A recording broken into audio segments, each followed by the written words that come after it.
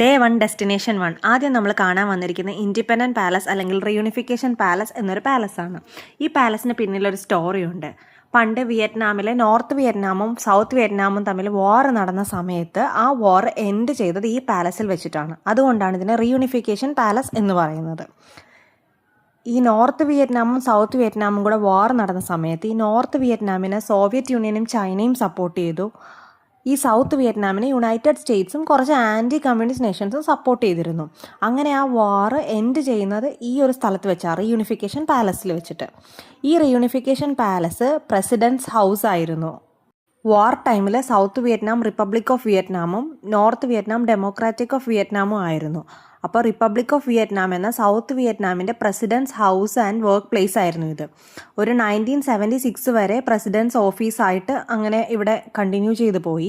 അങ്ങനെ 1976 ശേഷം അത് ഹനോയിലോട്ട് മൂവ് ചെയ്തപ്പോഴേക്കും പിന്നെ പ്രസിഡൻറ്റ്സ് ഹൗസ് അല്ലാതെയായി. ഇപ്പം ഇതൊരു കൺവെൻഷൻ ഹാളാണ്. സ്റ്റേറ്റ് ഇവൻറ്റ്സ് നടത്താനും പിന്നെ പബ്ലിക്കിന് കാണിച്ചു കൊടുക്കാനുള്ള ഒരു മ്യൂസിയമായിട്ട് അവരവിടെ പ്രിസർവ് ചെയ്യുന്നുണ്ട്. ഇതാണ് ഇതിൻ്റെ ബാക്കിലുള്ള സ്റ്റോറി. ഇതൊരു നല്ല ബ്യൂട്ടിഫുൾ പാലസ് ആയിട്ടാണ് അവർ മെയിൻറ്റെയിൻ ചെയ്തിരിക്കുന്നത്. നോർമലി എല്ലാ കൺട്രിയിലെയും പ്രസിഡൻസ് ഹൗസിൽ എന്തൊക്കെയാണോ ഉള്ളത് അതൊക്കെ തന്നെയാണ് ഇവിടെ ഉള്ളത്. ഇതൊരു ബ്യൂട്ടിഫുള്ളി അറേഞ്ച്ഡ് ബെഡ്റൂമാണ്.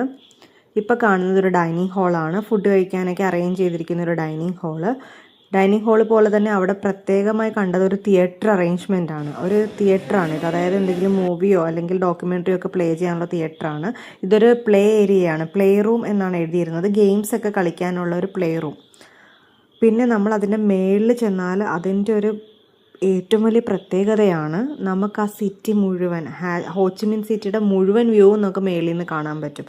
അത് ഭയങ്കര അട്രാക്റ്റീവായിട്ട് എനിക്ക് തോന്നി. അതായത് പ്രസിഡൻറ്റ്സ് ഹൗസിൻ്റെ മുകളിൽ നിന്നിട്ട് നമ്മൾ നോക്കുവാണെങ്കിൽ ഹോച്ചിമിൻ സിറ്റി മൊത്തമായി നമുക്ക് കാണാൻ പറ്റും.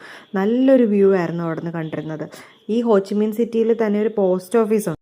അത് പ്രസിഡൻറ്റ്സ് ഹൗസിൻ്റെ അടുത്ത് തന്നെയാണ്. നമ്മൾ പ്രസിഡൻറ്റ്സ് ഹൗസിൽ നിന്ന് പുറത്തോട്ട് ഇറങ്ങുമ്പോൾ കുറച്ച് മുമ്പോട്ട് പോകുമ്പോൾ ലെഫ്റ്റ് സൈഡിലായിട്ടൊരു പോസ്റ്റ് ഓഫീസ് ഉണ്ട്.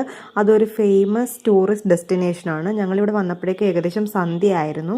പിന്നെ അവിടെ ഭയങ്കര തിരക്കുമായിരുന്നു. അതുകൊണ്ട് നമ്മൾ ഇറങ്ങി കണ്ടില്ല. ജസ്റ്റ് വണ്ടിയിൽ നിന്ന് പോയപ്പോൾ ഗൈഡ് ഒന്ന് എക്സ്പ്ലെയിൻ ചെയ്തപ്പോൾ നമുക്ക് ജസ്റ്റ് കാണാൻ പറ്റി.